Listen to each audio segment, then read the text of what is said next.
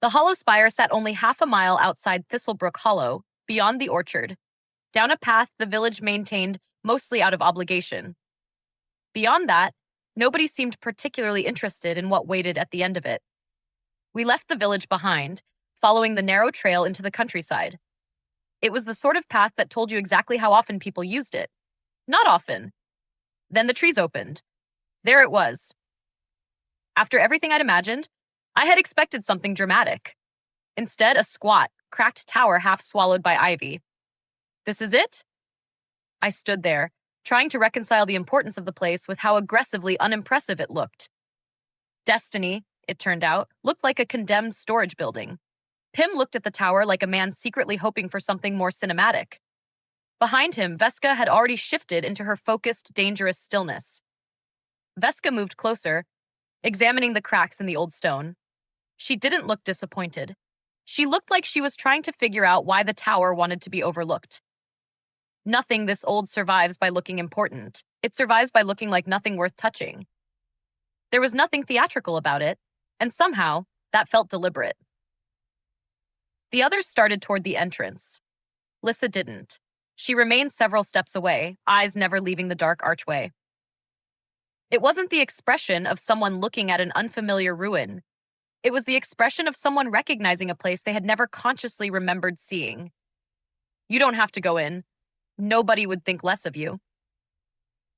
I stood beside her rather than in front of her, giving her room to decide for herself. I know. The fear was still there. So was the hesitation. But underneath both was something stronger. I'm going in anyway. I've spent 4 years chasing fragments of someone I can't fully remember. I'm not stopping at the door. Lissa stepped forward. I followed beside her. One by one, the others joined us until the entire group crossed the threshold together. Then the spire swallowed the light. The floor was completely clear. No grime. No cobwebs. The stone looked recently swept. That was the first detail that genuinely unsettled me. Our boots touched the stone, but the sound seemed wrong. Too soft. The room absorbed our footsteps instead of returning them. The walls rose around us, covered in dense, sharp-edged markings. Not decoration. Writing. And somehow it felt strangely familiar. I stepped closer. Something inside me shifted. I had seen these shapes before, the same markings that had appeared through my system for 2 months. It wasn't merely similar. It was the same. I raised my hand toward the wall. I didn't need to touch it. The markings pulled my attention from one symbol to the next. Some remained meaningless. Others suddenly weren't. My comprehension wasn't enough to unlock everything, but it was enough to make the impossible readable. And that was going to be a problem. I stood in the center of the chamber, surrounded by writing older than anyone in Thistlebrook Hollow could remember. This wasn't just a ruin anymore. It was connected to me. The first word I could read effortlessly. Welcome. It wasn't a warning. It was a greeting. And somehow, that was much worse. A second phrase emerged. Please wait for calibration. Carved centuries ago, yet it sounded strangely modern. Like the system had been speaking this language long before I ever knew it existed. Arlo, you've gone very pale. Sasha didn't need the system to tell her something was wrong. She could see it on my face. I can read some of it. Suddenly, 4 people were waiting for me to explain what the walls had been saying all along. Not all. Some. Pim's usual humor had disappeared. For the first time since entering the spire, all of us understood this wasn't simply a forgotten ruin. It had information about me. What does it say? I looked back toward the wall, realizing I was about to translate words that had been waiting here for centuries. And somehow, I already knew I wasn't going to like the answer. It says, System anchor inactive. I didn't know what that meant yet, but I knew enough about my system to understand that anchor was not a word I wanted to encounter casually. Original bond terminated. Whatever had been connected to this system before me was no longer connected to it. Something had ended. Status, awaiting reassignment. Maybe the system hadn't appeared because it had chosen me. Maybe it had been waiting for someone for a very, very long time. Then the chamber changed. The familiar system panel materialized, except this time it wasn't small and it wasn't private. Every person standing beside me could see it. For 2 months, the system had been my secret. Now the spire had made it everyone's problem. We walked back from the hollow spire in a silence so complete that even Pim, who normally couldn't leave a quiet moment alone, had nothing to say. By the time we reached the orchard, Pim finally decided the silence had lasted long enough. He tested the moment carefully before finally speaking. I agreed with him, because there wasn't much else I could say. My mind was still trying to make sense of everything that had happened inside the spire. Then Pim asked whether I was going to make a joke about it. Normally, I'd have had one ready before he even finished asking. I actually thought about it, and for once, there was nothing. No joke, no clever answer, not even a half-decent excuse. I started wondering if something was wrong with me. I'd spent 2 months joking about everything, and now I couldn't find a single joke. Sasha told me I wasn't broken. I'd simply discovered something enormous, and apparently even I was allowed a little time to process it. Then Veska noticed the smallest change in me. For just a moment, I caught something in her voice that sounded almost like relief. That evening, I found myself sitting on the same stone wall behind my parents' house where I'd sat after my awakening, staring into nothing. Except this time, I wasn't alone. 4 people had chosen to sit beside me, and somehow that felt like the biggest difference between who I'd been then and who I was now. I couldn't stop thinking about one particular word from the spire. Out of everything I'd read there, that word had stayed with me. Departed. It hadn't said dead. It hadn't said gone. It said departed, as though whoever had been there had simply stepped away. And somehow, that made me wonder if they were coming back. Maybe I was only borrowing their place until they returned. Veska asked whether it really mattered if they were coming back. Unfortunately, my brain had already decided that the answer was complicated. I knew it mattered enormously, even though I had no idea why. It was the same condition I'd lived in since the hollow rank, enormous stakes and almost no clarity. So naturally, I decided the obvious solution was to put the whole situation on a flag and fly it over my house. Pim laughed. A real laugh this time. The kind that breaks tension instead of avoiding it, and something inside my chest finally loosened. For the first time since the spire, I felt capable of reaching for a joke again without using it to hide what I was actually feeling. 2 months ago, I thought the worst thing that could happen to me already had. I thought the hollow rank was the end of my story. It had been public, permanent, and humiliating. Everyone in town knew me as the boy who'd been declared less magical than a turnip. But now I understood that the hollow rank wasn't the real story. It had only been the cover page. The actual story had been running underneath it all along, written in a language I was only 67% fluent in, about someone who had left something behind. Sasha reminded me that it wasn't nothing to carry. She was right, but somehow the weight felt different when I wasn't carrying it alone. I looked at the 4 of them and thought about whoever had come before me. They had faced this mystery alone, without anyone beside them. And somehow, through a goat's headbutt, public humiliation, and an absurd chain of accidents, I'd ended up exactly where that person had left everything behind. But unlike them, I wasn't alone with it.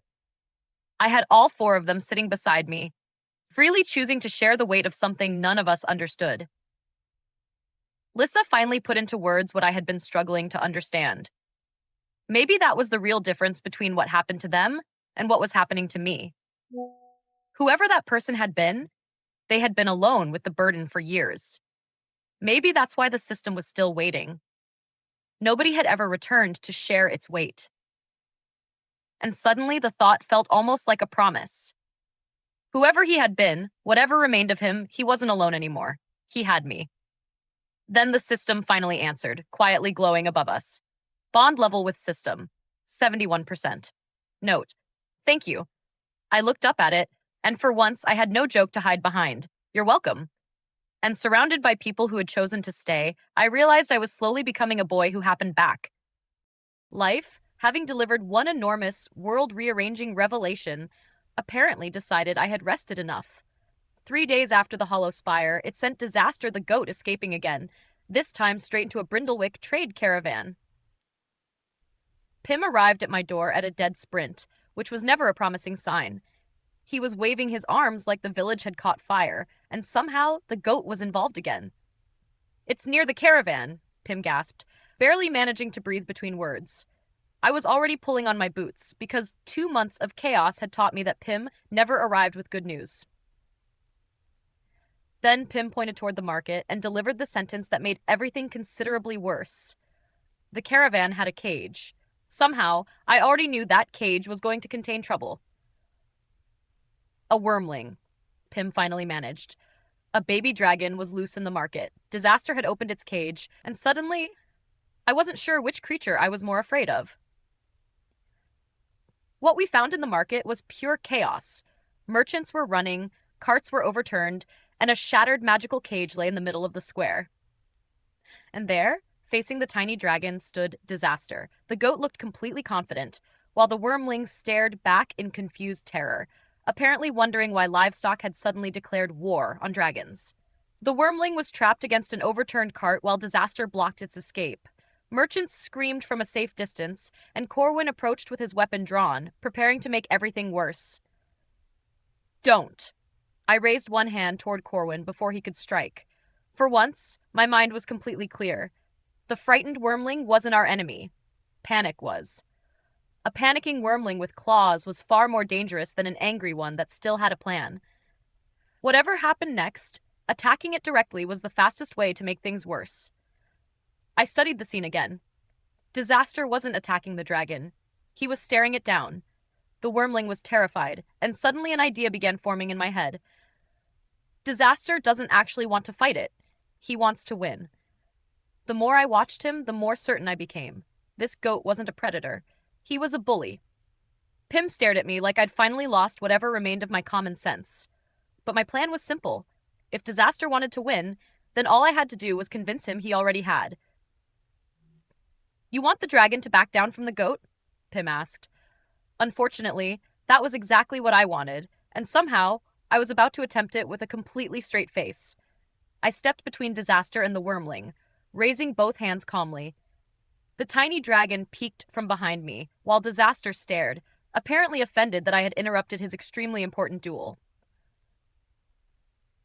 Then I locked eyes with the goat and summoned every intimidating presence I'd encountered over the past 2 months. Powerful people had looked down on me before. Now, I tried doing the same thing to Disaster. The system suddenly appeared beside me, glowing blue-white in the middle of the standoff. Apparently, my terrible idea had been officially recognized. Reputation drift and mimicry had triggered something called borrowed authority. The system explained the new skill. I could project the accumulated weight of powerful people I'd witnessed, even without possessing their actual strength. Unfortunately, it also admitted this was basically an enormous bluff. So I stood there completely still, staring down a goat as though the fate of the world depended on it. Disaster's ears lowered slightly, and the entire market seemed to stop breathing. Then, Disaster backed away. The same goat that had terrified grown men and challenged a wormling had apparently decided that I was a problem worth avoiding. The entire market went silent. Merchants stared, Corwin lowered his weapon, Pim looked like his brain had stopped working, and the baby dragon watched me as though I'd just performed actual magic. The wormling gave a tiny chirp and cautiously looked toward me. Then, apparently deciding I was less terrifying than whatever had just happened, it climbed back toward its shattered cage. Corwin stared at me afterward with the exhausted disbelief of someone whose understanding of reality had just taken another direct hit. You bluffed a goat into submission. I tried to explain that I hadn't exactly planned any of this. I panicked, and then I panicked with conviction. Somehow, the system had apparently decided that counted as a skill. Corwin looked at the glowing panel, and his expression changed. Borrowed authority wasn't just funny. It meant I could walk into a room and borrow the fear people had for someone stronger. I looked toward the now quiet market and finally let the humor fade. The ability was powerful, but that also meant it could become dangerous. Yeah, I said. I'm aware. Then I glanced at Disaster, who was pretending very hard not to listen. I gave a small smile and added the only rule I could think of. I'm trying very hard to only use it on goats. That night, everything was quiet again. I sat outside my house beneath the dark sky while the system hovered above me, glowing softly with two numbers that immediately caught my attention. My eyes moved lower across the panel. A new status was waiting, but the system refused to show me what it was.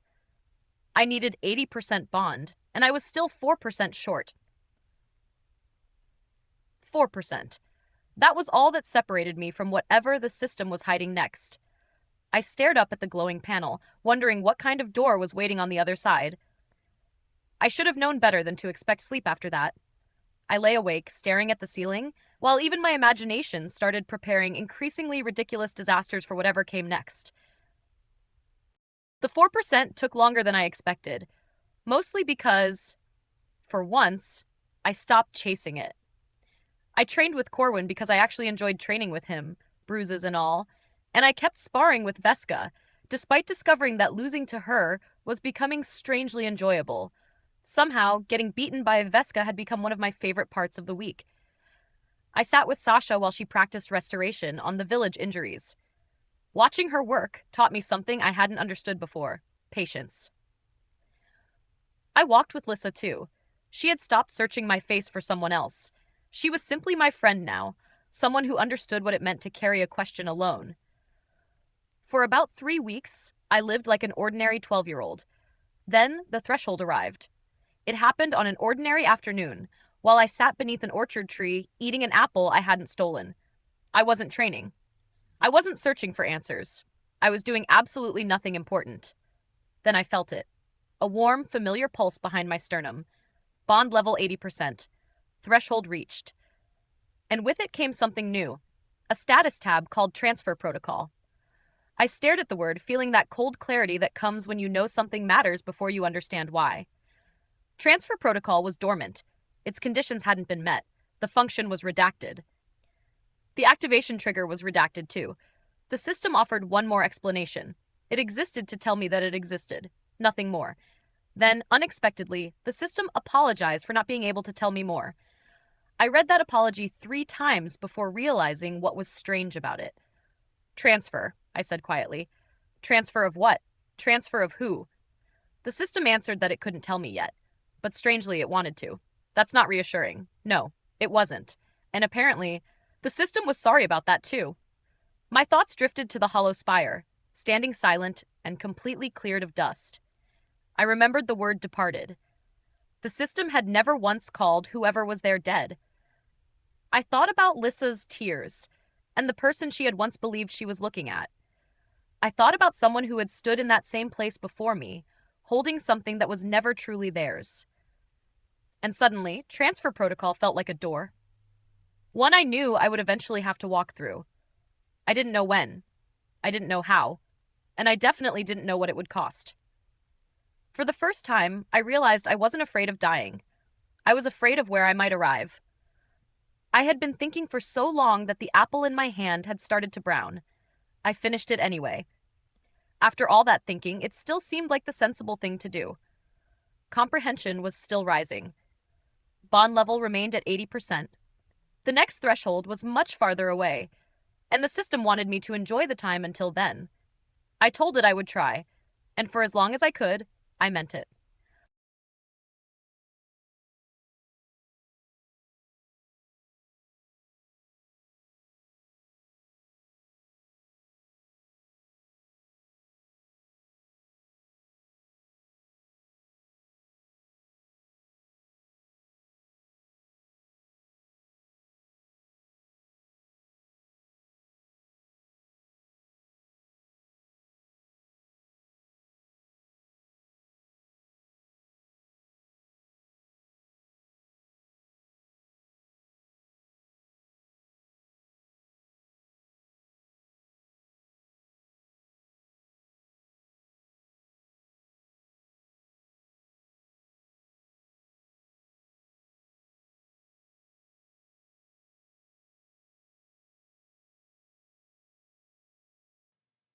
I want to be upfront about something before I tell you about the intervillage tournament. I did not enter it. I want that distinguished clearly from the Brindlewick incident, where I was, at minimum, tricked into participation by a boy with a grudge. This time, I was simply informed of my entry, after the fact, by a notice posted in the town square, with my name spelled correctly and everything, which felt like an unusually professional way to ruin my week. Magistrate Pharaoh entered you, Pym reported, having read the notice 3 times to make sure he wasn't imagining it. Apparently, the entire region's been talking about you since the Wormling thing, and Thistlebrook Hollow hasn't fielded a competitive entrant in the regional tournament in 11 years. And he decided, and I'm quoting the notice directly here, that recent demonstrated potential warrants representation. I demonstrated potential by bluffing a goat. I said, I would like that specifically clarified on any future notices. He also misspelled Hollow Rank as Hollow Renowned. I think it might have been on purpose. New quest available, the Greenmere Intervillage Tournament. 47 entrants, 6 villages, 1 extremely confused magistrate. Your opponent list includes at least 1 legendary rank. Recommendation, acquire dignity insurance. None currently exists. Consider inventing it.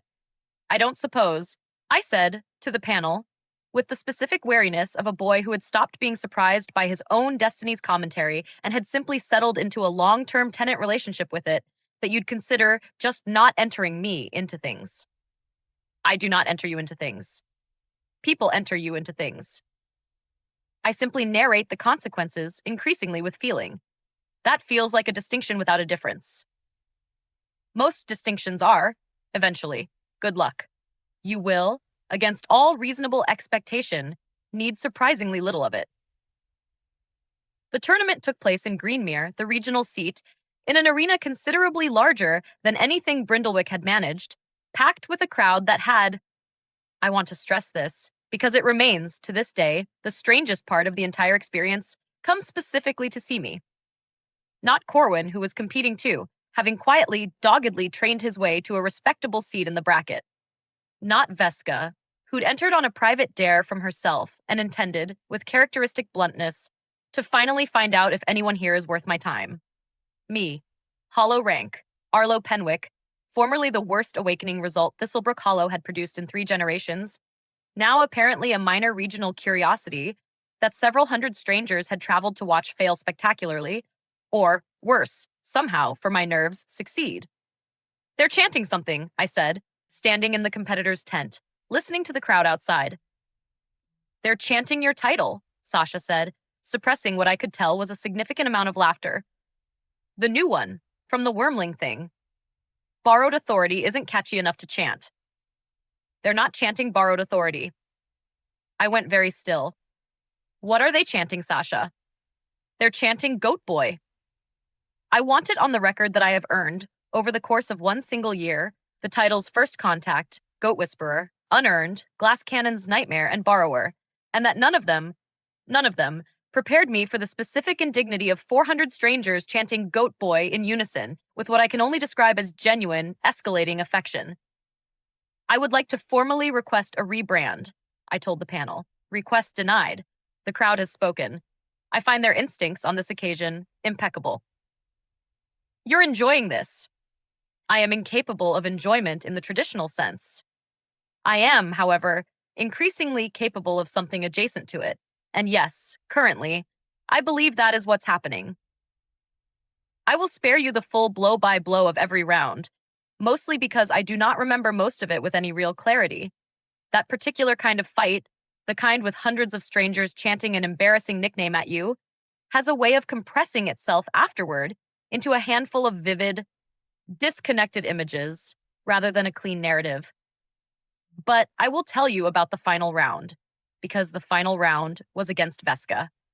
Neither of us wanted that. I want to be extremely clear about that. Standing across the ring from someone who'd spent months teaching me, in her own clipped, exacting way, what it meant to actually study a fight instead of simply surviving it through accident and borrowed light. I don't want to fight you, I told her, quietly, as the crowd settled into the particular hush that precedes a final. I know, she said. I don't want to fight you either. I'm going to anyway. Don't hold back on my account. I'd find it insulting. I never hold back. I don't currently have the control necessary to hold back. Everything I do is at full, undignified commitment. She almost smiled. By now, I'd learned to treasure that almost the way other people treasured actual smiles, because hers carried so much further, having traveled so much further to arrive. We fought for nearly 11 minutes, which the regional record keeper later informed me was the longest final in Greenmere's tournament history, and I lost, cleanly, honestly, without a single lucky intervention from absurd fortune, which seemed, even to my own power, to understand that this particular loss didn't need rescuing. The crowd did not boo. I want that on the record, because I'd half expected it, the way you expect the worst from a crowd that's only ever known you as entertainment. Instead, they did something stranger. They cheered, for both of us, equally, the specific cheer reserved for a fight that everyone in the stands understood they'd been lucky to witness. You lost beautifully, Veska said afterward, extending a hand to help me up off the arena floor, which I want to note is the single most Veska sentence ever produced by a human mouth. I have a gift, I said, accepting the hand for losing in increasingly prestigious settings. I'm building quite a portfolio. That night, back in our shared tent, the panel offered its usual quiet tally and one new line I hadn't seen before. New passive discovered. Beloved underdog, public affection, once earned honestly, generates a small, passive resilience bonus. Source of mechanic unclear. Effect confirmed. Goat boy, I told the ceiling, grinning despite the bruises, despite the loss, despite everything, has apparently become a load-bearing part of my actual power now. I don't know how I feel about that.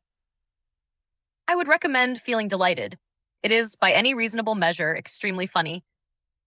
You've gotten so much braver about jokes since the Spire. I have had a great deal of practice. You have been, if I am permitted to say so, an excellent teacher. I fell asleep smiling. 400 strangers, affectionate chanting still ringing faintly in my ears, with absolutely no idea that I had just enjoyed one of the last few entirely uncomplicated nights I was going to get.